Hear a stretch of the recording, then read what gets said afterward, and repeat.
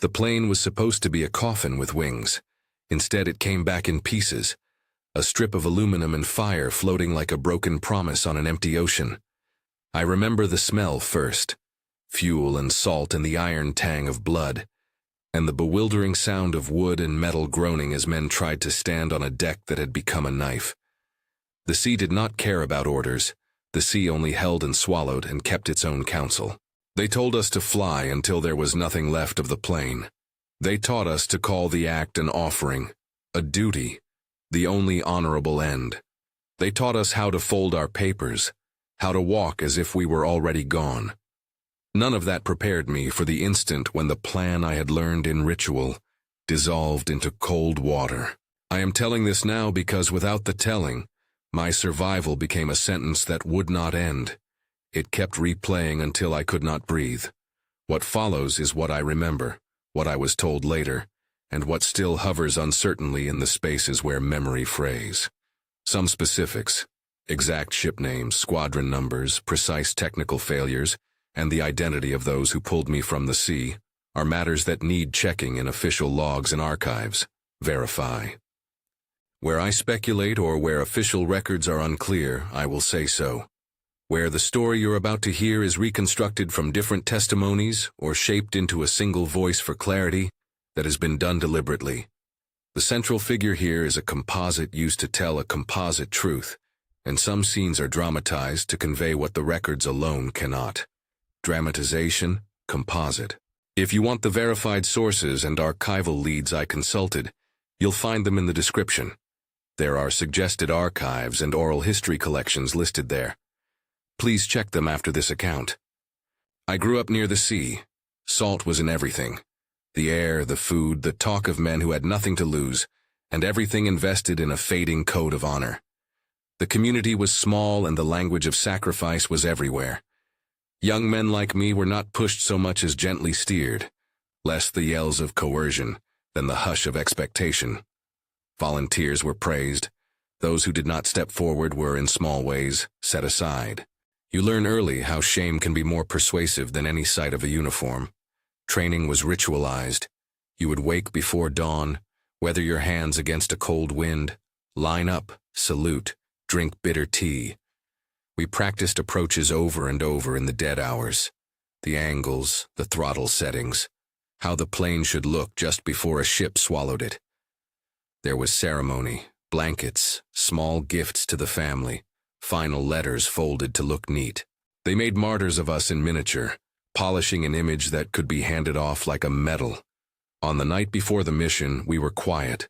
There was the low rustle of canvases, the metallic clink of helmets placed beside a thin mattress. A lieutenant moved among us and spoke of duty, of fate, of an emperor's will, but his voice was low and rehearsed.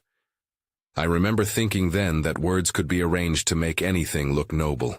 I folded a letter I did not send and watched a friend trace the grain of his wooden rosary until the beads caught in his knuckles. There is no drama in that moment, only the granular, ordinary sound of men waiting to be invisible. The next morning the airfield was slick with rain. Engines warmed up in a line like great beasts breathing steam. A carrier's deck, flat, endless, dangerous, lay beyond our horizon like a promise and a threat at once. We taxied, we leapt, we climbed into a sky that felt too wide for the smallness of our lives. The world under the fuselage was a patchwork of ocean and smoke, and the radio crackled with the thin diplomacy of signal lights. I remember the climb, the feed of sea and cloud sliding away, the way my hands gripped the control while my heart seemed to try to climb out of my chest and hide behind my ribs. There was a moment, shorter than a breath, when training and ideology and terror came together into a single, crystalline clarity. That clarity taught me the path forward and the single criterion by which my life would be judged. Did I complete the act or not? There was no room then for questions. There was only the machine and the line of the target. As we approached the target, the ship or ships on the horizon, dark shapes that might have been carriers, cruisers, or transports, the world narrowed to instruments and sight. Flak grew like flowers of black smoke, each burst a blunt punctuation in the light. I felt a wet metallic spray on my face from shrapnel hitting near us, a sound like 1,000 small hammers. The radio hissed with static and commands. From my cockpit, the world looked like a map smeared with rain. And then the first anomaly. My plane shuddered, not from enemy fire but from some internal refusal. The engine slipped.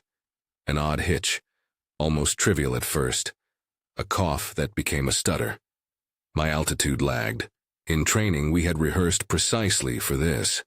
If the aircraft failed early, we would cut the approach and try to return to base. But the doctrine that governed my hands demanded otherwise. Orders had been given. Keep your course until impact. The balance between the manual and the mandate is where the confusion begins. What followed was a hairline of decision in which my will and the instructions I had swallowed since boyhood tussled. I think the detonator may not have armed correctly. Years later, technicians would tell me that arming mechanisms could fail under certain vibrations, or if a certain pin did not set because it had been poorly packed. Verify. Another possibility, also consistent with some survivor accounts, is that the fuse struck water at a shallow angle and failed to set off the charge. Verify.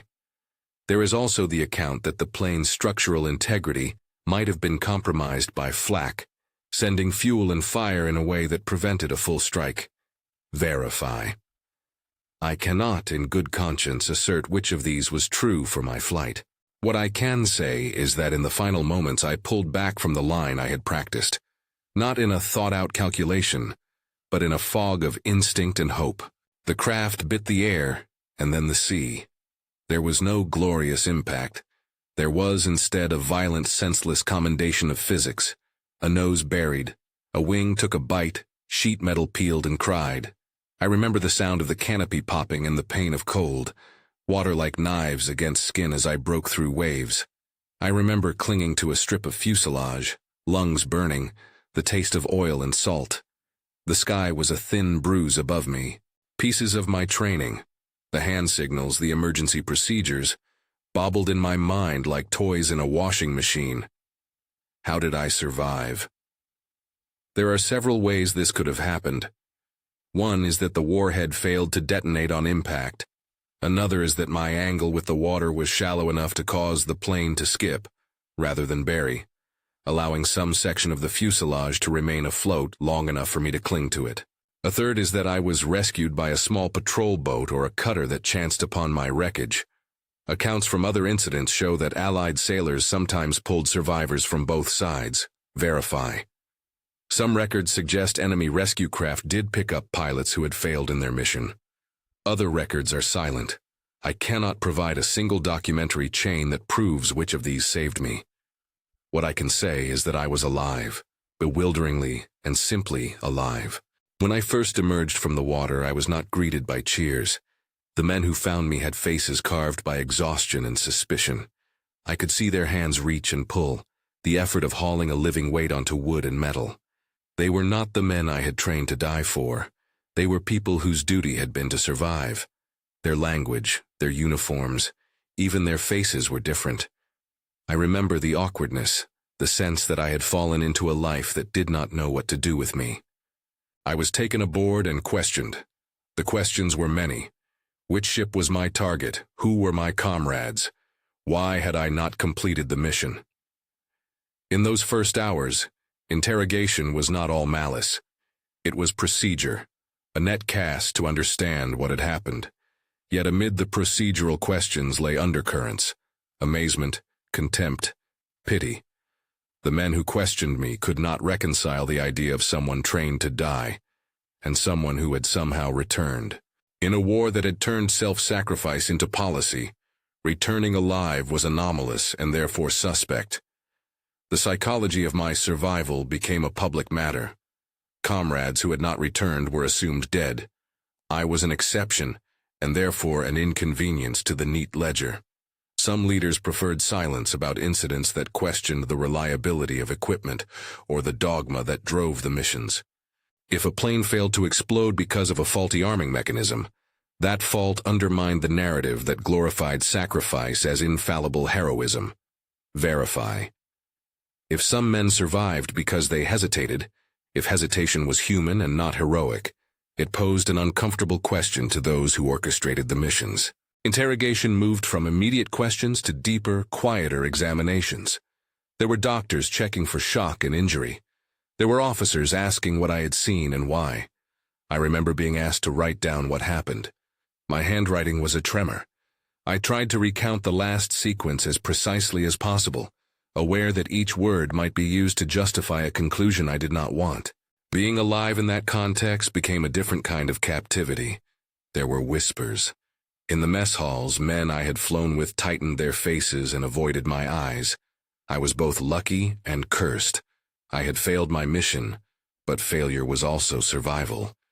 The point of view of the ritual elite, that death-defined honor, left me stranded between devotion and disgrace. The community that had once praised volunteers now watched me as if I might be contagious with cowardice. There was, too, the institutional response. Some officers wanted to purify the records. Others argued for pragmatic explanation. Technical failure, weather, mistake. The reports that left the decks sometimes did not match the talk in the bars. Commanders had incentives to present things in a frame that sustained morale. Where records were ambiguous, rumors found fertile ground. Later, when historians sift through logs and oral histories, discrepancies pop up. Dates that do not align. Ships that seem to have no corresponding entry. Men whose names vanish from official lists. Verify. This patchwork of documentation is one reason why testimonies like mine are both essential and fraught. When the war ended, time itself folding weirdly into a world without orders, I walked through a landscape of collapse and memory. Returning home did not heal me. People asked about medals and honors I did not want. Others assumed my survival was proof of divine favor or personal cowardice, depending on their politics. My mother wept and said nothing. Her silence was a different language of shame and relief. I saw in neighbors' eyes the tension between pity and accusation. Nightmares did not leave me. In sleep, the sea returned with a particular choreography. The plane sinking slowly, men's faces turning into masks, the smell of fuel rising like smoke from a funeral pyre. In waking, every loud noise could be flak, every boat horn a summons back. Survivor guilt is not a single emotion. It is a layered, porous thing. Shame at having lived, grief for friends who did not, anger at those who sent us, and an endless looping question: what right do I have to keep breathing? That internal argument pushed me to speak, and then to silence. For years I avoided public recounting because to narrate felt like choosing sides. Either I reinforced the official story or I exposed uncomfortable flaws. Both outcomes felt fraught. When I finally spoke, it was not because I wanted to clear my name or indict the system. It was because the weight of not telling had become heavier than the consequences of telling. The shocking detail that people fixate on, how exactly I lived when so many did not, has been presented in various forms. Some told it as a miracle, a pilot spared by a glance of fate. Others made it a story of cowardice, a man who could not complete his duty. The truth is messier. My best account is a hybrid of mechanical failure and human hesitation shaped by panicked minutes. The warhead on my plane may have failed to arm because of a faulty assembly, or a pin that did not seat correctly under the stress of flak. Verify. Another factor was a navigational error that placed me off the center line of the target area. Instead of a direct hit, I clipped the water with a glancing blow. Finally, there is the human factor, the momentary animal survival instinct that made me pull back ever so slightly. None of these alone provides a tidy explanation. Together they offer a plausible one.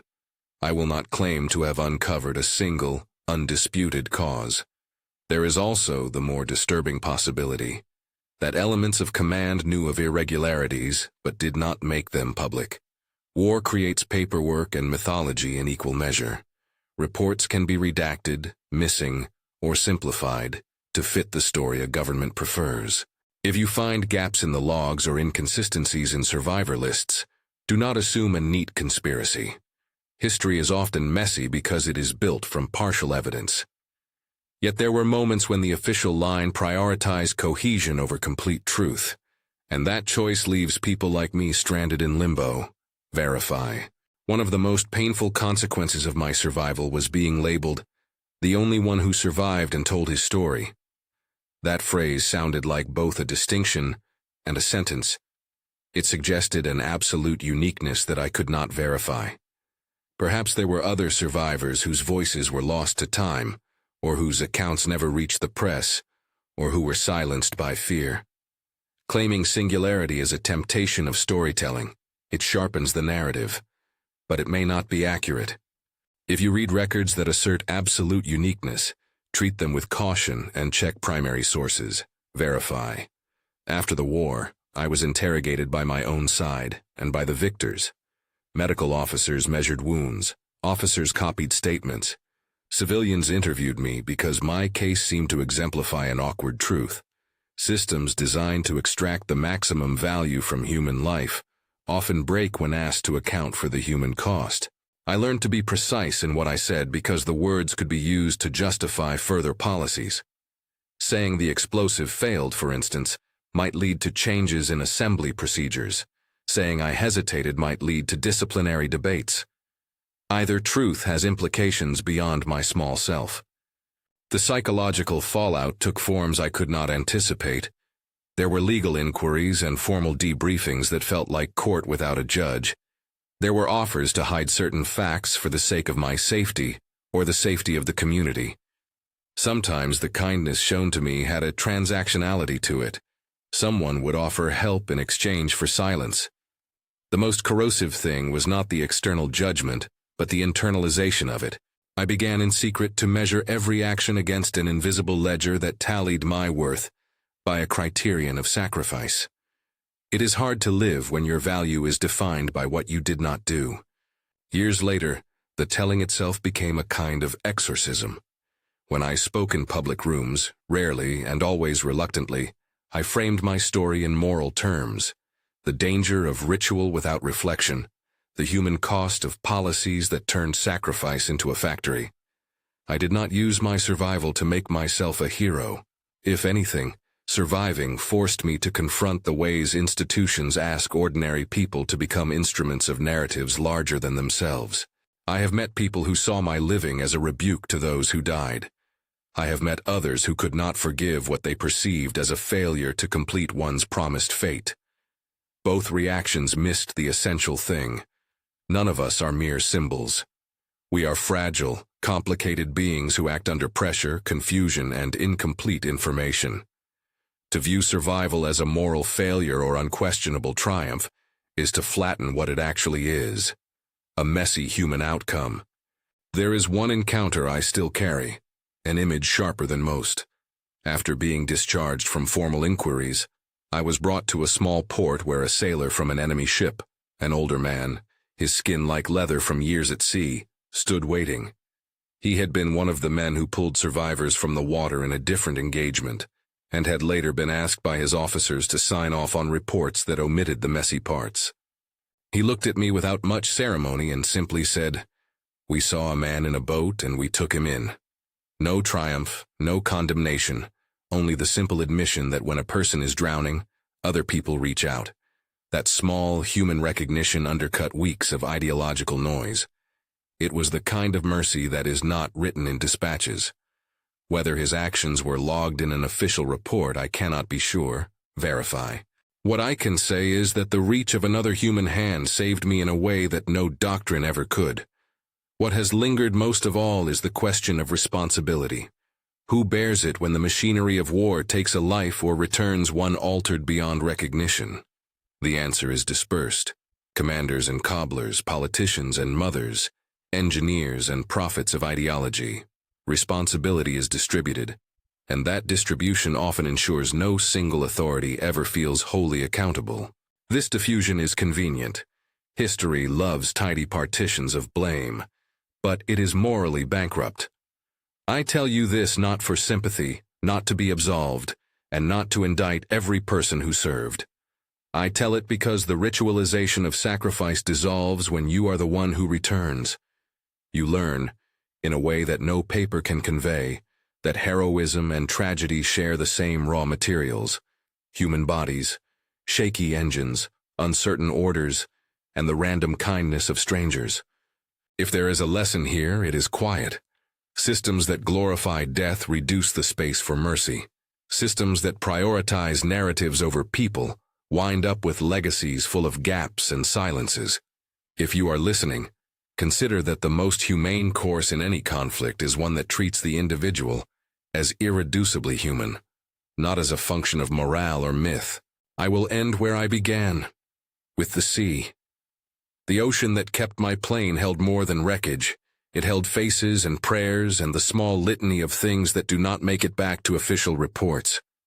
Standing on a shore after the war, I watched a boiled sun sink and thought of the men who did not see the horizon again. I thought of how thin the line had been between the life I kept and the lives they lost. This is not a story of a miracle nor a manifesto for cowardice. It is a testimony to the messy reality behind a single headline, the only kamikaze pilot who survived and told his shocking story. The shock is not that one man lived. The shock is that institutions can make living seem wrong, that rituals can corner a person into choices designed for myth, and that records sometimes prefer coherence over truth. I survived, and the survival forced me to look not only at myself, but at the system that made my survival an awkward exception. For those who want to go deeper, the description below lists archives, oral history collections, and suggested primary sources where you can verify technical details, logs, and contemporaneous reports. Verify. This account synthesizes testimony and documentary fragments and includes dramatized scenes to convey sensory detail and interior states. The central figure is presented as a composite to protect identities and to weave several consistent accounts into a coherent narrative. Specific incidents are flagged when they require archival confirmation. If this story moved you, please check the source materials in the description and consider subscribing for more verified survivor accounts and archival deep dives. There is more to unearth and to understand, and these are stories worth handling with care. Thank you for listening.